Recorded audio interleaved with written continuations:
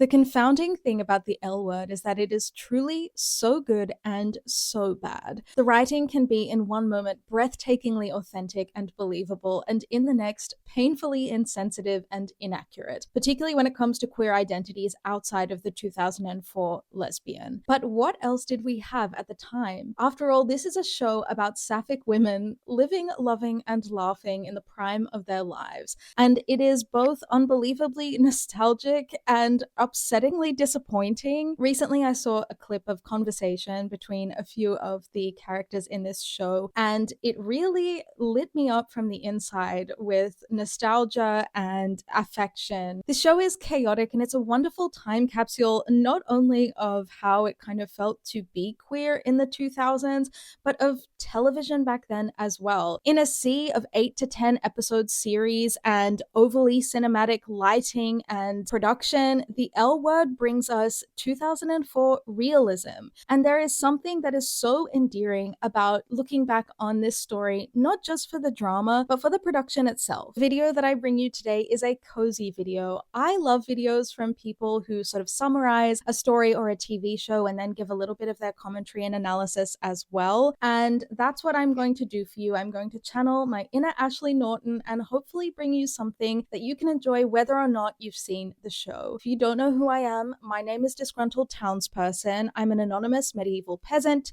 Hear ye, subscribe and ring the bell. Today, I'm disgruntled about the L Word. The L Word is a TV show that started airing in the year of our Lord 2004. If you're familiar with the L Word, please join me on my nostalgic journey down memory lane. The L Word is set in the lesbian utopia, otherwise known as LA, specifically West Hollywood. I can't tell if this is a case where life imitates art, but at the time that I came to the L Word, I also was very clued into the lesbian mecca that is Hollywood and LA on YouTube. If you're with me, the era is Stevie and Sarah. Yes, Shannon and Cammy, Rose and Rosie. Okay, they weren't LA, but you get the idea. It seemed to me a lonely sapphic in Australia that LA was where I really needed to be. Anyway, in our little pocket of heaven, we have 3 main locations. Our audience self-insert, Jenny and her boyfriend's house, the house next door, which belongs to power couple Bet and Tina, and the cafe nearby. I guess not that nearby because they all seem to drive there, but it's called The Planet, which in season 1 is lesbian owned. The plot of season 1 revolves around 2 main storylines, Jenny's and Bet and Tina's, and is orbited by several others. My personal favorite, which is also the people's favorite, of course, is Shane's storyline. So let me take you through the main beats of season 1 before I break down each character, and then I will explore some of the more interesting and, in my opinion, overlooked elements of the L Word's storytelling. The vignettes that introduce each episode, which are little moments from the past, the surrealist elements that give us insight into the psyche of different characters, and the hits and misses of 2004 television realism. Let's get started. Jenny's storyline begins as she moves into her boyfriend's house in West Hollywood. Jenny has ostensibly spent the last 6 months at college or something like it. She's a writer. And Jenny may as well be short for ingenue because Jenny is magnetic. Mia Kirshner gives the performance of a century as Jenny. She's quiet and bristling with creative demons, excitable and friendly in some situations, reserved and smoldering in others. She comes to life outside of her relationship with Tim, which isn't to say that she doesn't like Tim, more that Kirshner really encapsulates the steady, low rhythm of long-term intimacy. Jenny doesn't show off with Tim. I mean, she's excited to see him. She talks about her writing and thanks him for her studio. Yes, Tim may be the only man on this show, and yes, Jenny may be destined for more dramatic, passionate, and gay things, but don't get it twisted. Tim is a really good guy. So Tim has built Jenny a writing studio in their backyard. I guess it used to be a garage, a place for his girlfriend to write about her alter ego, Sarah Schuster, and all of the weird and wacky literary fiction that Jenny produces. Tim is thoughtful, gorgeous, gentle. They go well. It's a shame. Next door to Tim and Jenny live Bet and Tina, a lesbian couple who already know Tim and, importantly, have a little allegiance to him. Well, Bet does, anyway. Bet, played by Jennifer Beals, iconic, is a high-paid art museum director. She of the pointy lapelled pantsuits of the commanding tone. Bet's character is built on contrast. Where she succeeds, she outshines everyone. But where she fails, she's a bigger asshole than you would expect. Anyway, Bet is 2004 married to Tina, which is to say that they're not married, but they are life partners. Tina is her blonde, maternal, gentle, bohemian foil. Interestingly, I remembered watching Tina as a baby gay myself and somehow read her as dowdy and boring. I am so sorry, Tina. I honestly don't know why I felt that way. Maybe it was because 2004 fashion was just quite far away from 2014 fashion. But it's clear to me in this watch through that she's absolutely gorgeous. Well, I said bohemian, didn't I? Tina is so lovable, but her blind spots, oof, they are not good. Anyway, so Bet and Tina are trying to have a baby. Tina's left her own well-paying job so that she can stay at home and get pregnant. This is the fantasy, remember people? The lesbian utopia. We can have what we want. And what we want is for two women to be rich so they can fulfill the nuclear family dream. Bet and Tina suffer several indignities in their attempt to conceive. Sperm donors with lackluster sperm and two interactions with men who are so weird and lesbophobic. One of them assumes that he'll be able to impregnate Tina the natural way, which, ugh. And another who wants to have a threesome with them but ends up leaving their house saying something about how lesbians only want to have sex with a man for their sperm. Except what he said was like a lot more gross, and I just really don't want to repeat it. Actually, a lot of the time in this show, men are super creepy to Bet and Tina. Later in the season, Snoop Dogg has a whole mini arc where he tries to sleep with both Bet and her sister, and then Bet and Tina as well, the whole time being creepy as hell and saying like just a bunch of really gross stuff. And yes, I was shocked by this. I must have been so mesmerized by the sapphic fantasy in my first watch through that I never even noticed Snoop. He's in like 3 episodes. It's hilarious. Bet and Tina host a party in the first episode of this show with the express purpose of talking someone's male friend or friend of a friend into donating them his sperm, you know, to make a baby. This is ultimately fruitless and mildly entertaining, and it gives us an opportunity to learn some more about the rest of the cast. But the most important element of this party is that Jenny meets a tall, dark, and handsome woman named Marina. Now, again, I will say when I initially watched this show, I thought Marina was like old.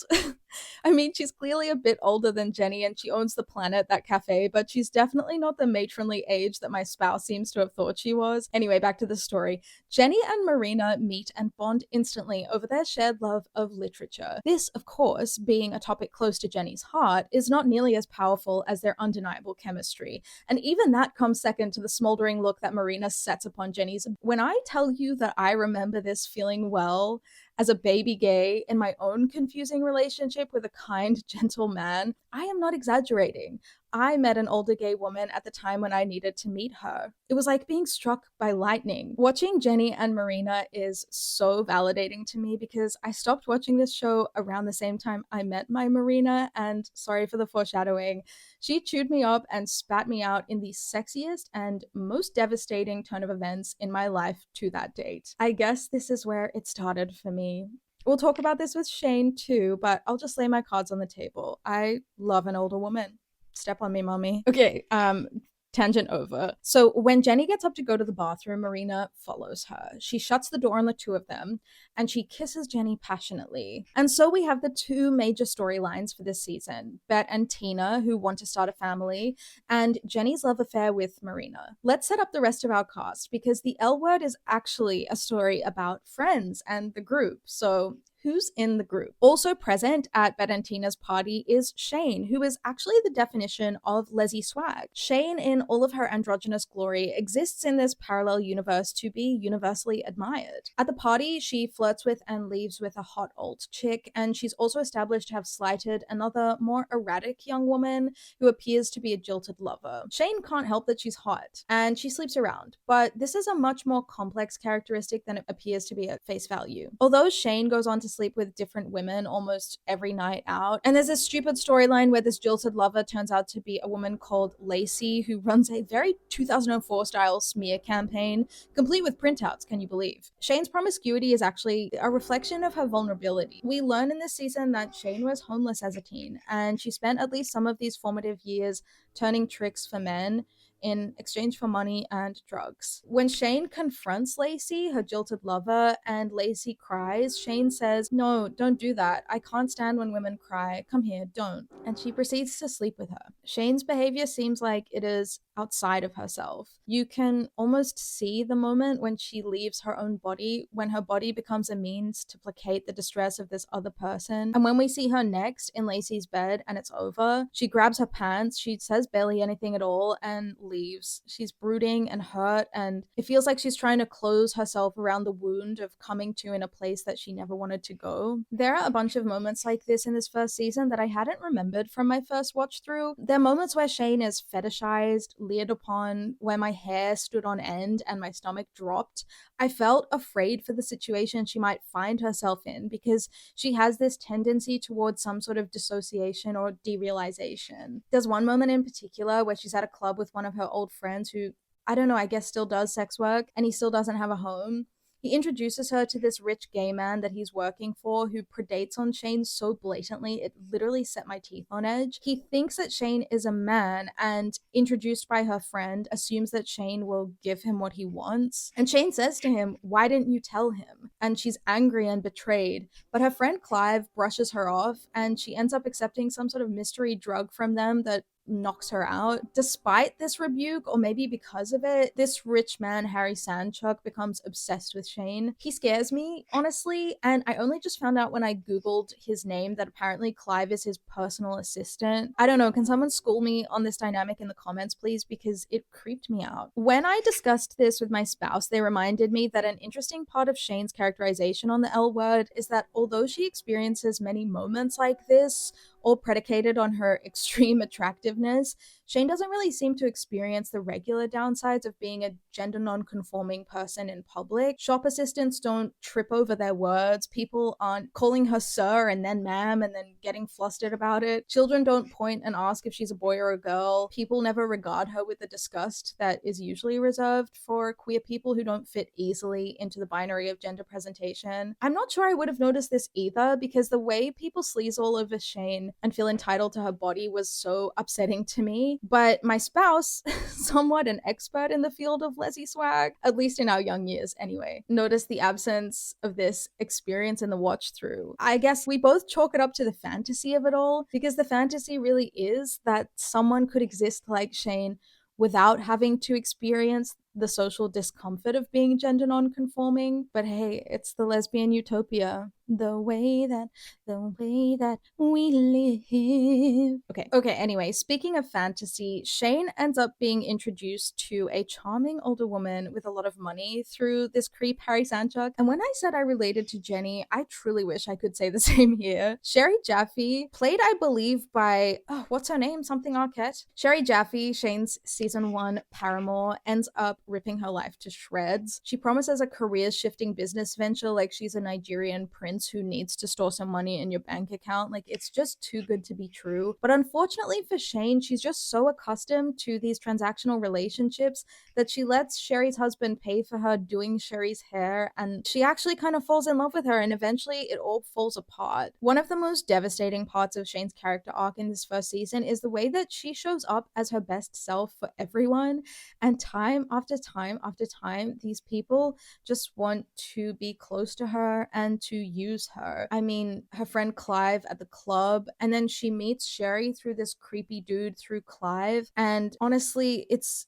kind of a humiliating relationship, because there are times when Shane gets paid for sleeping with Sherry rather than doing her hair. And there's this whole other situation where she gets introduced to their gay college-aged daughter who becomes obsessed with Shane, and then that's what blows up their relationship, because Sherry's daughter thinks that she's in love with Shane, and then she ends up finding out that Sherry and Shane have a thing, and it just all blows up. And the whole misunderstanding leads to a really devastating final conversation between Shane and Sherry, where Sherry tells her that in no uncertain terms she will not leave her rich husband to be happy with Shane. I just want better for Shane, so much better. Of all the characters on this show, Shane has aged the best. She's continually the voice of reason amongst her friends.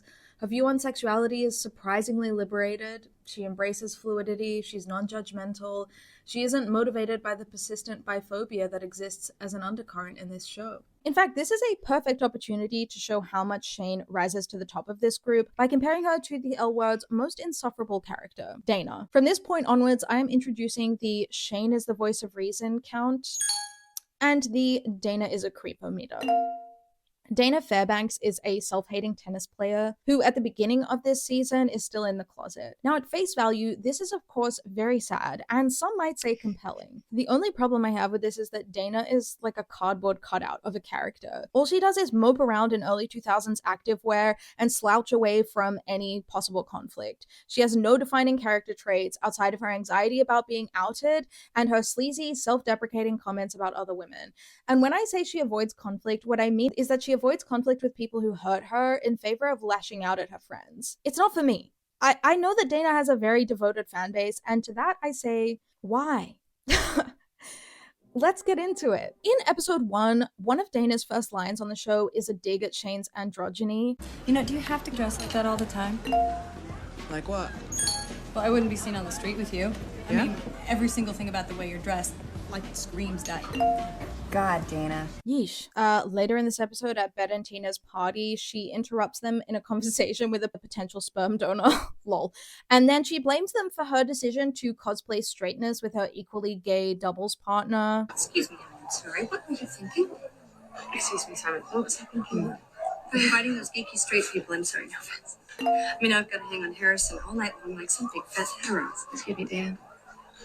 We really love you, but it's not our cross to bear that you and Harrison have decided to masquerade as Ozzy and Harriet. Okay. Once again, gross. And then later at the end of the party, she has this interaction with Shane. You know, it's the new male. What?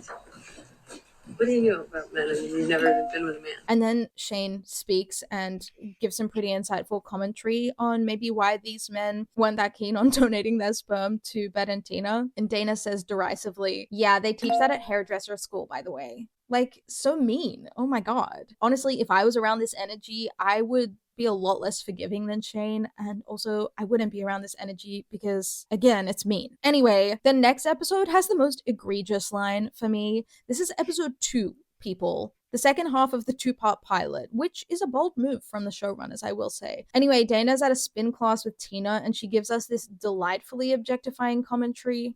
Now everyone, drop your heads, close your eyes, and set your intentions. Why are you here?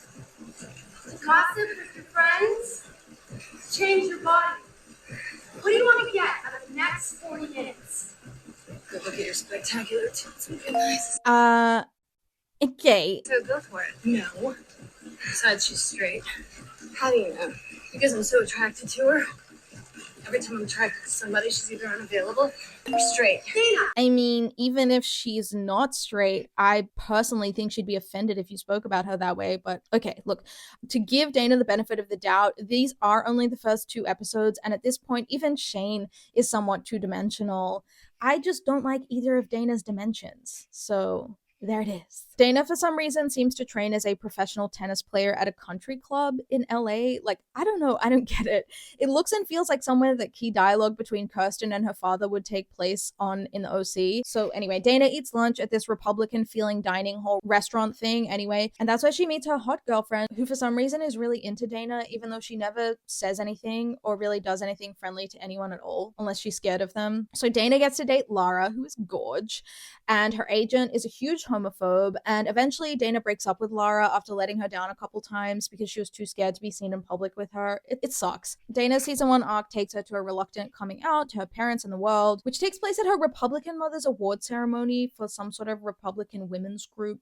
She's like Woman of the Year. Anyway, Dana fires her agent, and then eventually she shacks up with a woman who's actually as creepy as she is. And all of this is tied up with our next key player, Alice, who is a much better character and infinitely more likable, but who ostensibly, and for no reason that I can see at all, loves Dana. Alice is there for Dana at every dark moment. When she comes out, Alice is there. at the Republican award thingy when her cat dies and her new girlfriend sucks ass, and when Dana meets this new girlfriend at her own award-winning ceremony, which is a gay one and not a Republican one. Alice is there for all of it.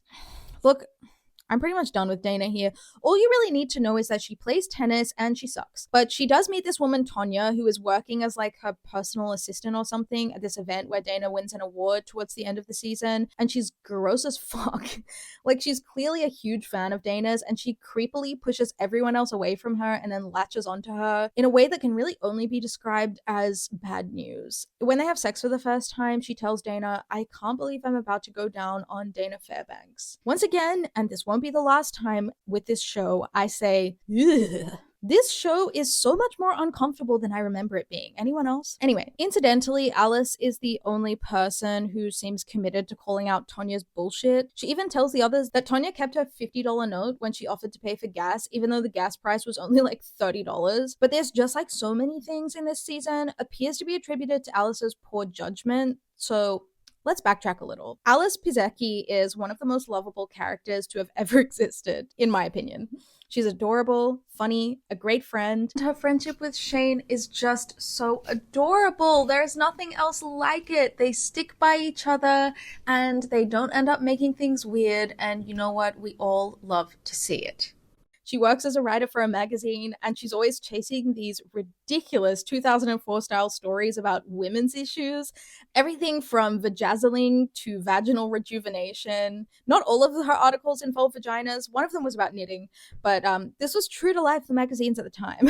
Alice may be absolutely darling, but she doesn't have the greatest critical thinking skills. I will say that. I mean, she goes for Dana by the end, so that's a mark against her. But now is probably the appropriate time to bring up that Alice is also a bona fide bisexual, the only one in the group, and something that is repeatedly slighted by the writers of this show, who would clearly feel at home in this whole lesbians shouldn't have to accept bisexual women into the fold modern discourse. You know who you are. The vibes are rancid. Anyway, Shane is really the only person who seems to get this, because Dana definitely doesn't. She gives us this nugget of gold. Oh, Christ, Alice. When are you going to make up your mind between dick and pussy? And spare us the gory bisexual details, please. Well, for your information, Dana, I'm looking for the same qualities in a man as I am in a woman. All of this, mind you, from a gay woman who isn't even out of the closet. And Dana responds, I kid you not, big tits. Ew. Shane, however, in episode 3, makes this much more reasonable assertion. I thought Jenny was straight. Dana, most girls are straight until they're not. And then sometimes they're gay till they're not. True, but then there are also the ones that never look back, right? And you can spot them from a mile away. How can you tell? Read the signals. That's my problem. Dana, it's not a problem. All right? No. Sexuality is fluid. Whether you're gay or you're straight or you're bisexual, you just go with the flow. And that is one for the Shane is the voice of reason count, because I love you, Shane. Thank you. But all of this, by the way, is preceded by this comment from Dana in the episode prior, and she's pointing at a woman at the bar. She says, she's not my type. She looks like she's been around the block a few times. You know what I mean? To which Shane says, what's wrong with that? Dana's an ass. Okay. So Alice, our lonely bisexual, gets such relationship arcs as this mean bitch who manipulates her and turns her on, and the character of Lisa, a man who identifies as a lesbian. I'm not touching Lisa right now. He's going in the later section. What is significant about Lisa is the way that he functions as the punchline to Alice's bisexuality, which to the writers is just a big old joke. Her breakup speech to the mean lady is hilarious though, because she gives it verbatim from what her friends were riffing at the planet. Anyway, at the end of part 2 of the pilot, Alice takes Dana home after they promise they won't sleep with each other because they're just friends. And we get to see one of the most unhinged and very iconic elements of the L word, which is Alice's lesbian web. You see, Alice, in all her kooky writer glory, has been developing a massive conspiracy map in her apartment made up of as many names of actual people that she can find, all connected via lesbian interactions and relationships. This is objectively terrifying, but equally entertaining, and it's honestly something that could only come from a real lesbian writer, because despite the dubious ethics of creating this map, it's incredibly accurate to real life. And this is also a key theme in the show, the network of queer women and queer desire and the way it connects people, even through the complexity of self-hatred and trauma in a heteropatriarchal world. I'm going to touch on this when I talk about the vignettes at the beginning of each episode, but it's especially relevant to Alice's lesbian web. I want to come back to how unhinged it is here, because pretty soon in this season, Alice admits to having put this web online. with first and last names. Basically, a giant exercise in doxing queer people, which is unbelievably dangerous and very disrespectful. But it's certainly treated like nothing more than kooky or entertaining in the show. Only Shane, once again, seems to really balk at this with a flat, sarcastic sounding, "Yeah, love that one, Alice," when Alice admits to it. The only other thing you really have to know about Alice is that her mom is a crazy, insecure, manipulative actress who appears to be pretty washed up. She's in a couple of episodes. She's just like twisting emotional knives in Alice's chest, blithely calling her in to pay for her financial mistakes, and inserts herself into Alice's social circle. Like, she, meaning Alice's mom, actually kisses Shane at one point. It's a bit weird. All right, and the final peripheral character who I must introduce because she will become relevant later, and she's a fixture of the show, is Kit Porter, who is Bet's sister. Kit's an alcoholic who struggles with sobriety, and she's pretty much everything that Bet isn't, including being straight. She's had a pretty hard go of it. It's my understanding that they hired Pam Grier, because she was a big name when the show aired, but I personally find Kit to be a difficult character to watch. Sometimes that's because her words and actions are so well written that it makes me like cringe inside of myself, but sometimes it's because her dialogue and motivations just seem incredibly opaque and not complex at all. She ends the season in a sort of relationship with a sort of trans man who goes by both she, her, and he, him pronouns. Although if I had to guess, I would say he probably doesn't endorse the she, her pronouns, but many of the lesbians on the show don't seem to care. But Kit, she always sees Ivan for who he actually is. She really unconsciously relates to him as a man, using he, him pronouns, using his drag name Ivan. And so it doesn't really surprise me that he sees the best in her, because she seems to actually see him, even though this is confusing to her. Anyway, as with Lisa the lesbian man, I will return to this point, but it's important to establish this relationship now because Ivan is loaded, which will become relevant in early season 2. Kit Porter, by the way,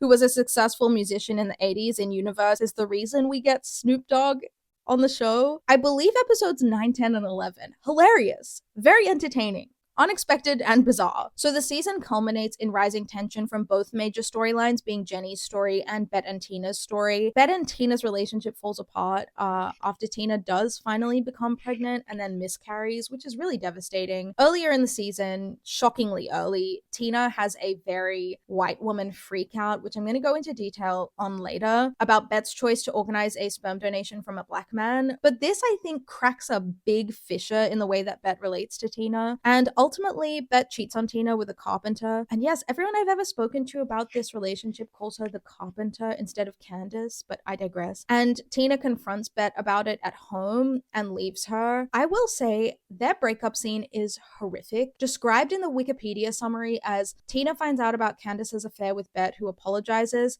before a sexual encounter turns aggressive. I mean, yeah, it does turn aggressive. I also expunged this from my memory. Anyone else join me in that? It's a hard watch. Anyway, yeah. So we end season 1 with Bet and Tina broken up. Similarly, Jenny cannot help but carry out an affair with Marina, which I feel you. But it does end up blowing up her whole life, and it leaves her open for some truly dramatic behavior in this first season and subsequent seasons. Jenny at first struggles to deal with her attraction towards Marina and her decision to carry out the affair, which is incredibly well written in my opinion, and just so compelling to watch. After Tim finds them together, Jenny tries desperately to cling on to her relationship with Tim, including a bunch of really uncomfortable sex scenes that really do depict Jenny's inner turmoil. I mean, she's loved Tim for so long, and honestly, he's just a really good person, which makes the story arc so much more compelling. I'll speak more on Tim's characterization later, but Jenny ends up running to Marina, and they do have one blissful night together, but in the morning, Jenny finds out that Marina actually already has a long-term girlfriend who lives overseas for half of the year, and the whole thing is just so gay and so messy, and it leaves Jenny in a real bind. She has to look herself in the face, basically, and accept the fact that she did this, and even though Marina let her down, she still chose to tank her relationship with Tim, and she still doesn't know what this means for her. Is she bisexual? Is she gay?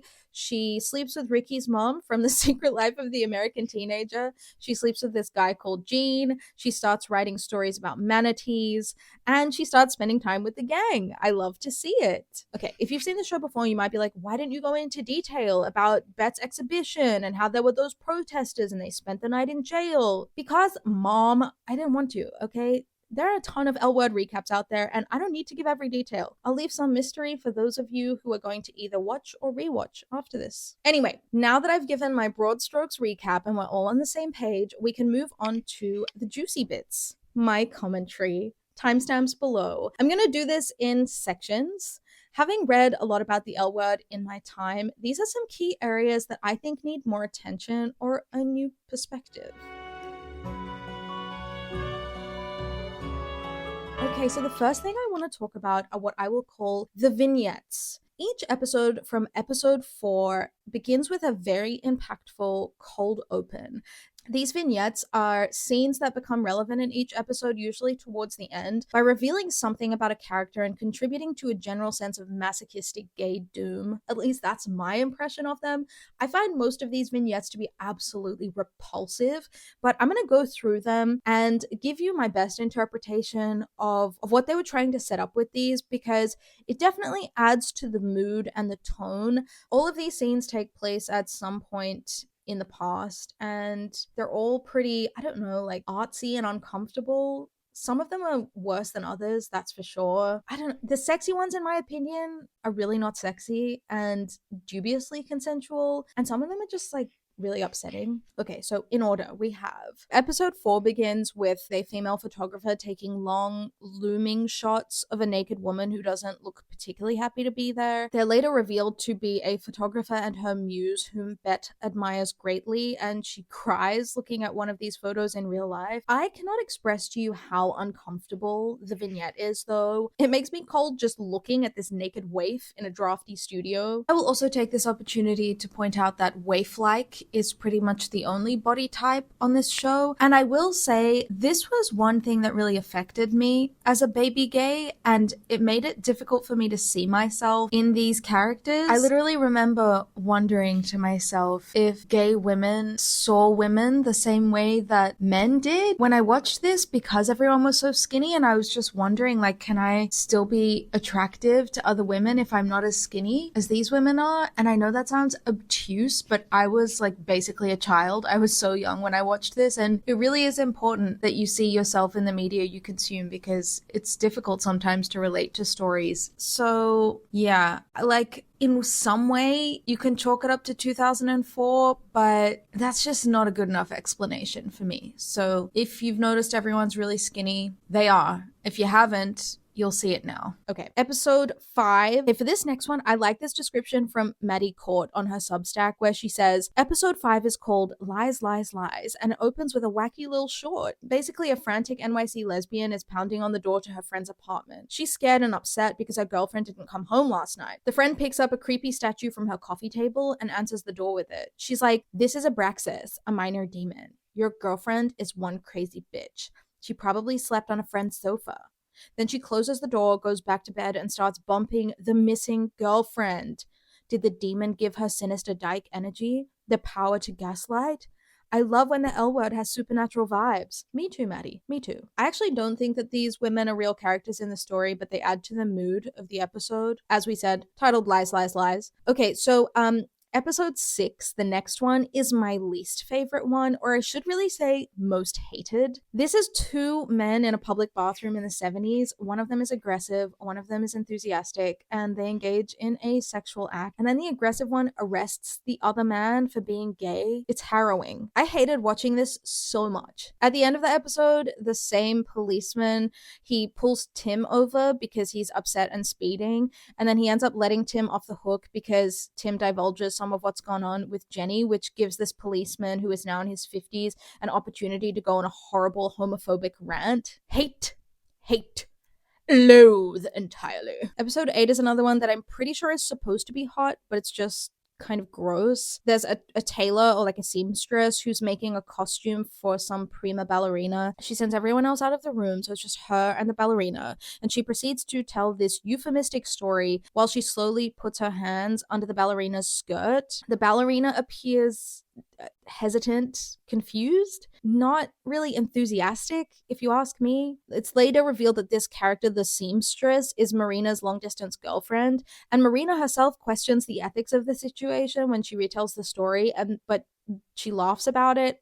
It's not nice. Next, we have another scene between two teenage girls, this time equestrians. But this saddle club doesn't have that happy, nostalgic energy. Instead, one of the girls is about to leave somewhere, and the other girl will miss her, and they kiss, and the girl who's leaving pulls away, and she says something about how, like, we don't have to act on our feelings, blah, blah, blah. It's like this internalized homophobia thing. And then it's later revealed to be a flashback of Dana's own homophobic repressed mother. Whatever. Next. Okay, episode 10. This is a really uncomfortable, silent, I can't believe I'm gonna say this, corno scene set up as Jesus and, like, I don't know, his three wise men with a woman on her hands and knees. It's gross. This ends up being an artwork which is discussed multiple times throughout the season and is the topic of some controversy, but in my opinion, this is just evidence of Bet's confrontational taste in art. It's not for me, personally. Oh god, okay, yeah. Brace yourself for this next one. I know I said that previous one was my most hated, but I forgot about this one. This is the opening to a corno set in a bathroom with two girls in schoolgirl outfits and the crew, and they're set up with everything they need, including a pussy light. Nice. A man who's pretending to be the school principal ends up joining them.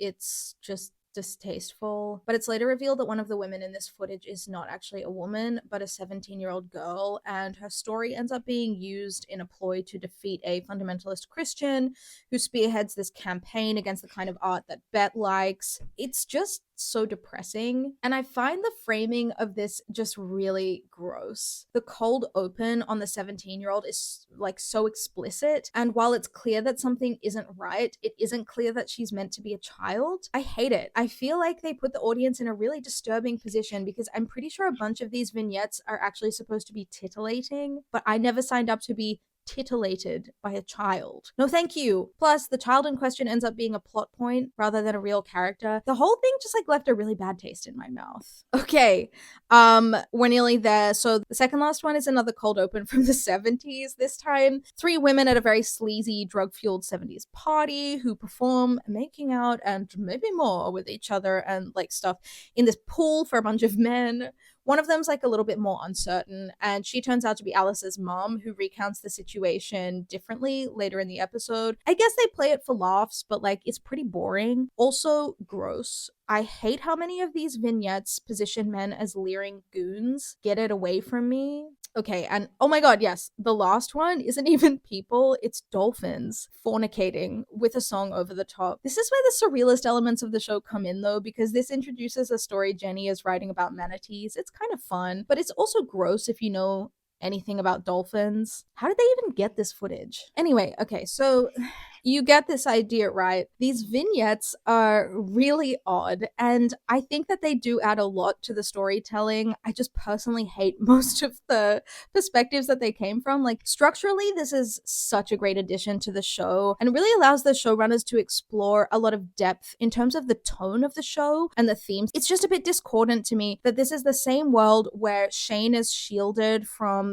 the regular discomfort and indignity of being an androgynous person, and yet the audience is forced to relive all of this blatantly violent and homophobic stuff. And then on top of that, you have this mood, low lighting and long lingering shots, and it establishes so much sexual tension between characters who just seem to share a really dubious sort of consent between one another. Like, even the first one, which is that photographer and her muse, they don't touch, they don't talk. One of them, the muse, is completely naked. As I said, I feel like she's cold in that studio. So many of these vignettes include this element of objectification. I'm a little unsure about what we're supposed to take away from this, but what I will say rewatching it is that so much of this show is so explicit. There's a lot of nudity, but it's also just really discomforting. It's just an interesting piece of media that I feel is quite playful, but it inhabits really like two sides, extreme emotions that I think go well together, being intense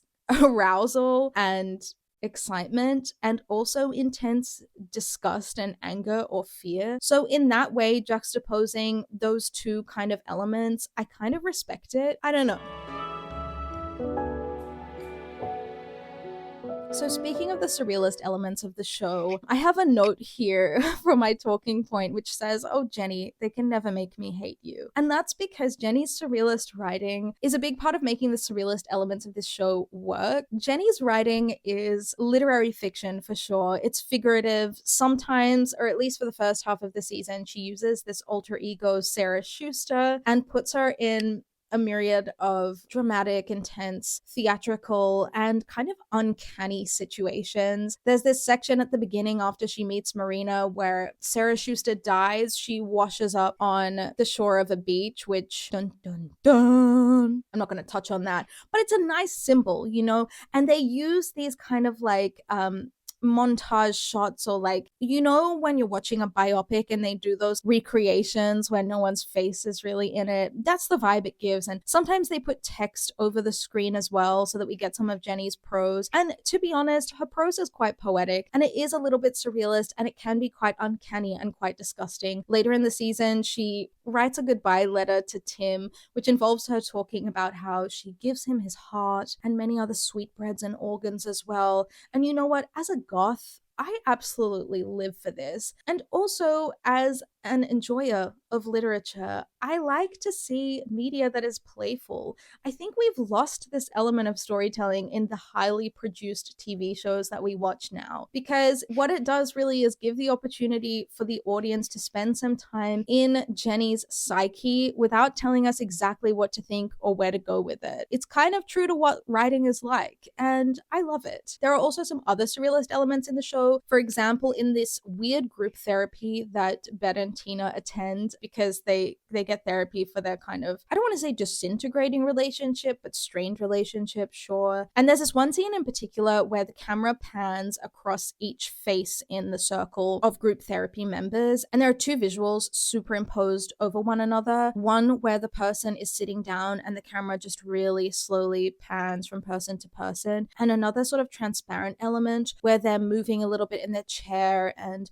looking around. And then over the top, we get this narration, which is all of their inner thoughts. I loved this scene because it is deeply unserious, and it definitely made me feel like a lot of the elements of this show, particularly around Tina, which I'll get into soon, are a little bit sarcastic, or they're a little bit sort of parodying some of the kind of like contrived elements of adulthood as a, you know, middle class or professional, or as Tina is, bohemian type of person around LA. I mean, there's like an episode of You in the season where he moves to LA where I really feel that they're poking fun at the same thing. It's an evergreen topic, you know, hippies and generally like middle class white people are pretty entertaining. Anyway, so each of these people are having their own separate thoughts, and most of them are pretty unserious. It's all built up so that we can get to Bet. We go through everyone in the group, including Tina, and when we reach Bet, that's when the surrealist element stops. We come back down to earth, and she really refuses to participate in this, which is an interesting reflection of her controlled persona, which obviously breaks later in the season. You got to have that tension build up to some sort of release. But the visuals are out of sync with each other, and they're layered over one another. They're kind of swirly, and it's just a break in the kind of realism of the show. I feel it's playful. I really enjoy that, and I think it's really important sometimes for shows not to take themselves too seriously. So I only ever see people really talking about the surrealist elements of the show, particularly Jenny's writing, as a negative thing, but I would like to posit that actually this adds a lot to the mood of the show, sometimes making it brooding, other times a little bit funny, and other times still it lets you in on that kind of longing and also the guilt and the fear that Jenny feels when she's coming to terms with who she is and who she's hurt. So I love the surrealist elements of this show.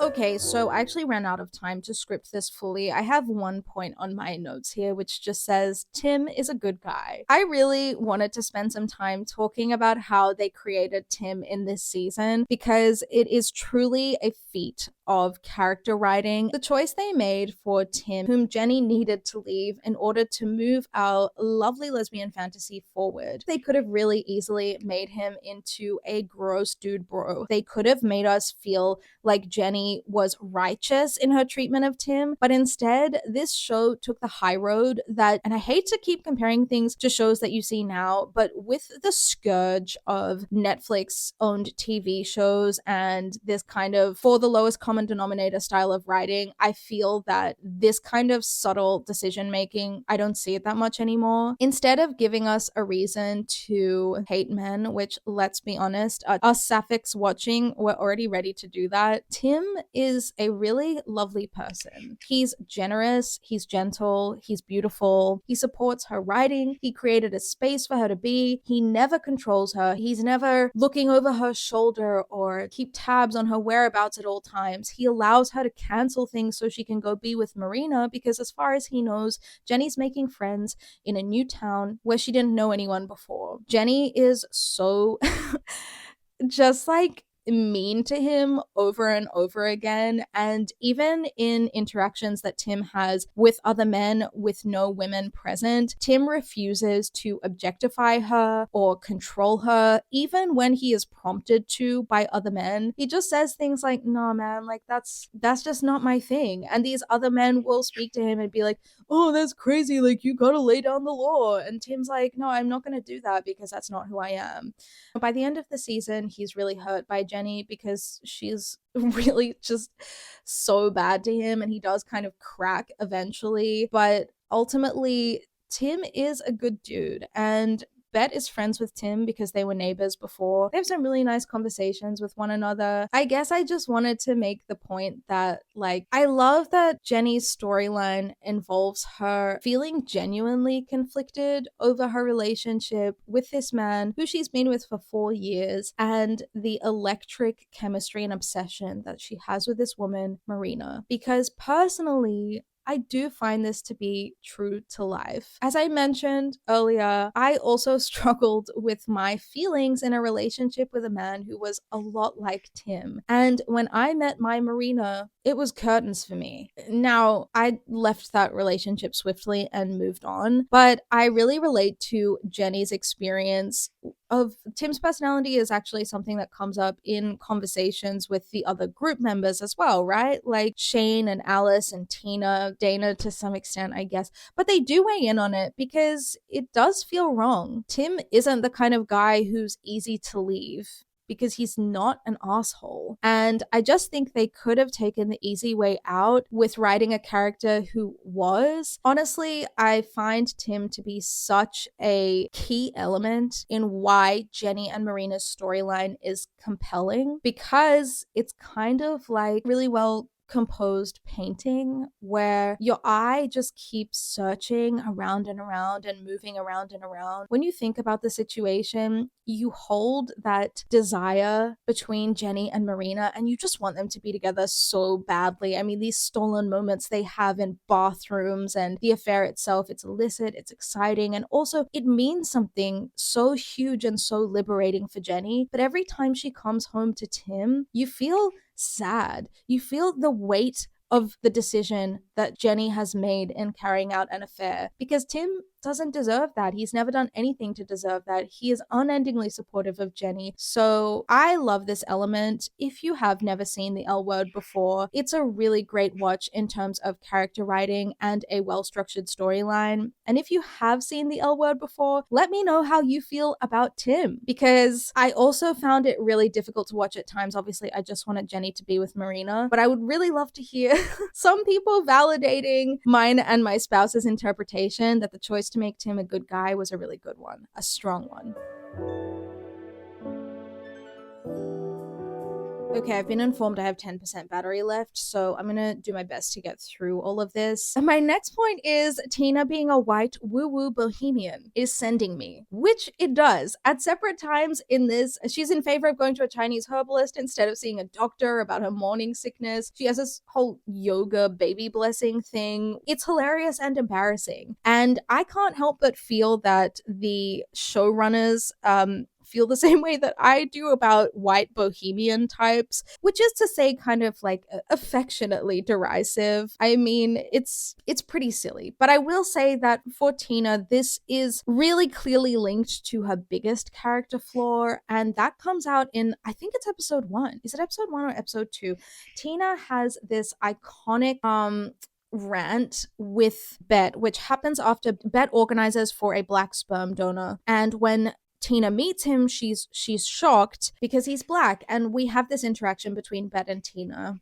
Unfortunately, I had to take some footage out of this video, so I will now give you a dramatic reenactment of this scene. Tina says, "You put me in a fucking awkward position. How could you not tell me that Marcus Allenwood is black?" And Bet says, "God, I don't know. I guess I should have. I just didn't think it would be a problem for you to use a black donor." And Tina says, "I didn't say I didn't want a black donor.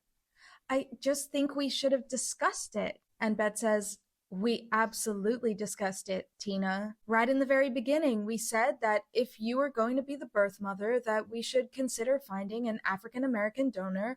That way the child would be more like our child." And Tina says, "But I wasn't prepared." And Bet says, "I don't understand.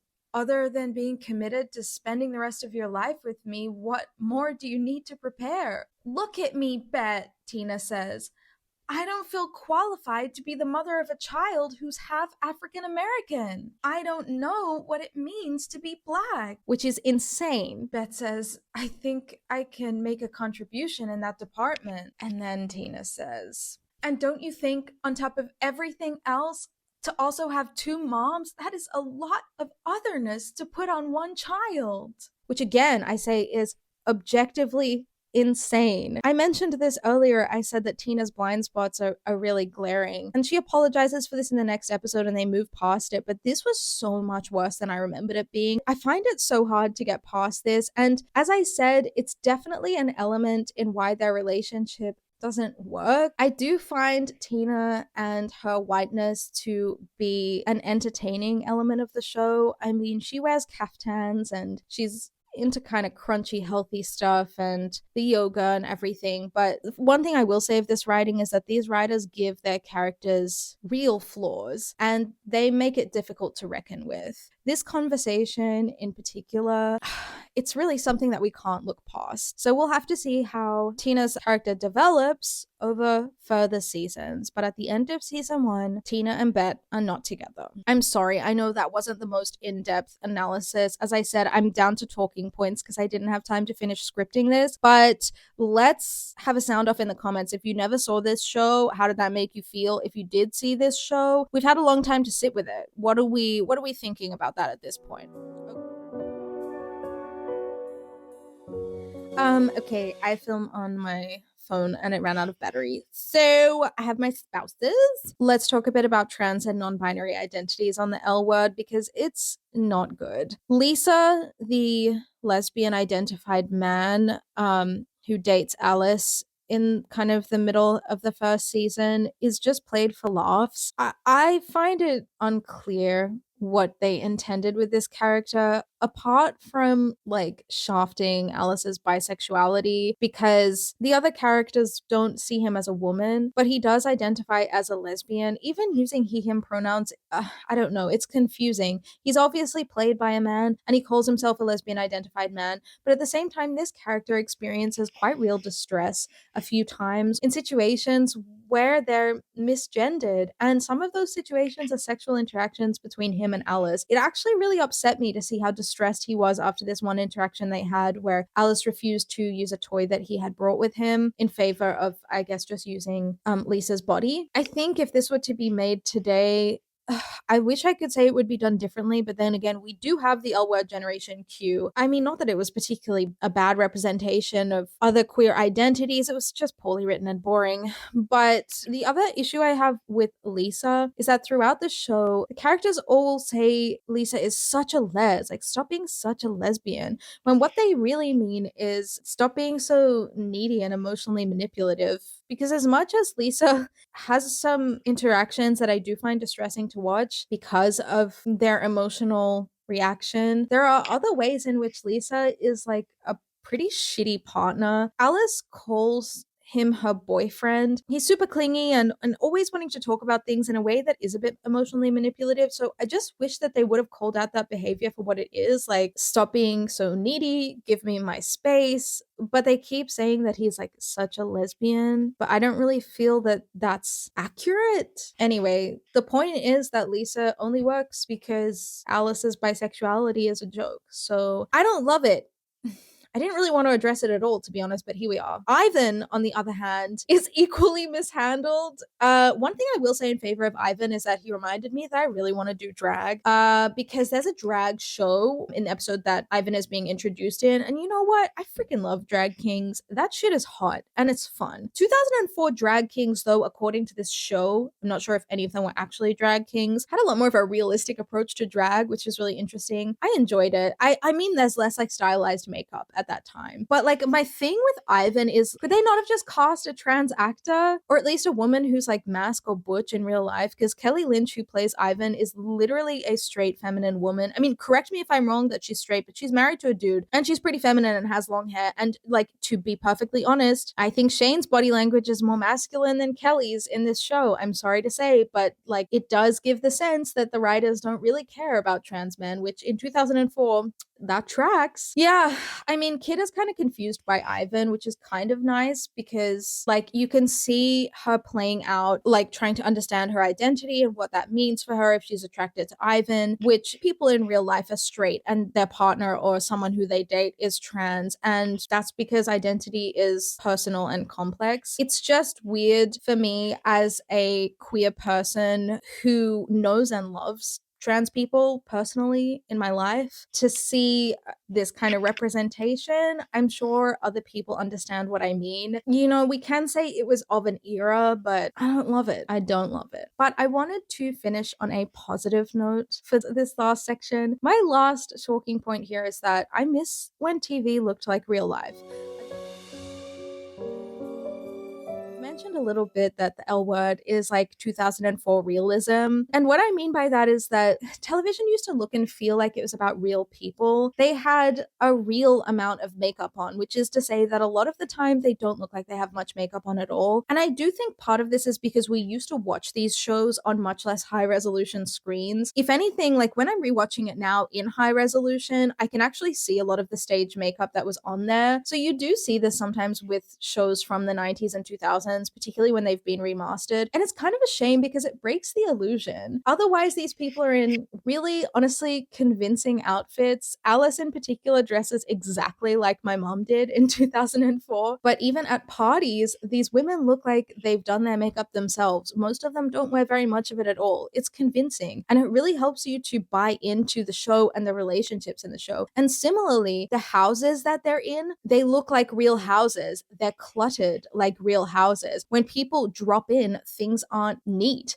They've got just, you know, just the assorted minutiae of everyday life and clothes thrown on the floor and, you know, some empty hangers in the wardrobe. And when you look at their kitchens, you can see dirty dishes and half-eaten meals and like, you know, like sometimes like pills on the counter, like things that actually accumulate in real life. I just really miss watching television that felt relatable in this way. And another big part of it is the lighting. These shows are not so low lit that you feel dramatic all of the time. I mean, in these night scenes or scenes where there's low lighting in a house, you can still see everyone's face. It doesn't take you out of the moment. But there are other times where the lighting can be dramatic, particularly in natural light. Like there's a real difference to how it feels when characters are seen outside as to when they're inside. And even then, when they're in a place that is kind of sequestered or has little natural lighting, you can feel it. You feel like you're there. It adds so much to the atmosphere and the tone of the scenes. Like there are these scenes where Bet is trapped in a, I was about to say cage, but she's actually in jail with this carpenter, Candace, who she ends up having an affair with. And oh my God, their actual scenes and dialogue and the no touching sex that they have there, that is pushed to the side entirely. It is gray and blue in there. And it's so moody. I love it. Jenny's writing studio, the way that you see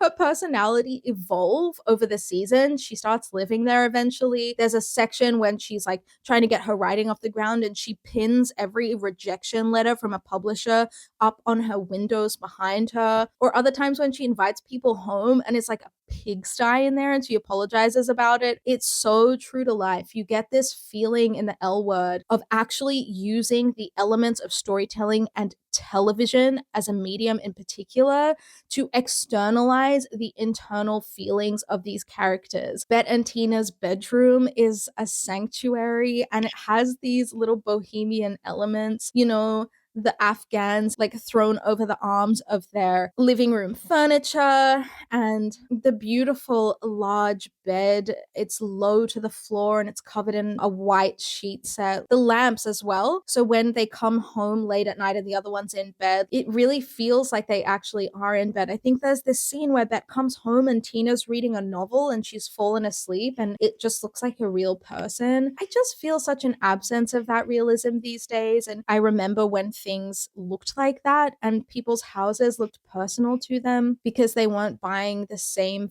drop shipped furniture. Do you know what I mean? Especially these women, mid 20s to early 30s, which is such a golden time, I think. It's just something that I find really charming about the L Word. And I think it's something that I want to celebrate. I think that's the last point that I want to make. So if you listen to all of my rambling, I hope you enjoyed yourself. I deliberately tried to make this less produced and more chatty because I really enjoy this content from other people. So you'll have to let me know how well I did. You may have noticed a difference between the scripted section in the beginning and me just talking off of my talking points in the second part. I ran out of time, but hey, maybe you preferred one over the other and you can let me know about that as well. I do have another highly researched deep dive coming. I wanted to put this out first because I'm not willing to complete that video until I've actually done all of the research. And this rabbit hole, it goes so much deeper than I thought. So I'm really excited to share that with you. And I will also have channel memberships and a Patreon coming soon with some really exciting rewards. So I'm looking forward to that as well. I really hope that all of you beautiful gays and theys, and even if you're not one of the gays, don't worry, you're still welcome here. Had a great time reliving this nostalgic watching experience with me.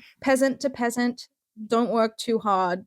The fields are going to grow just fine without you. And be kind on the internet. Okay, bye.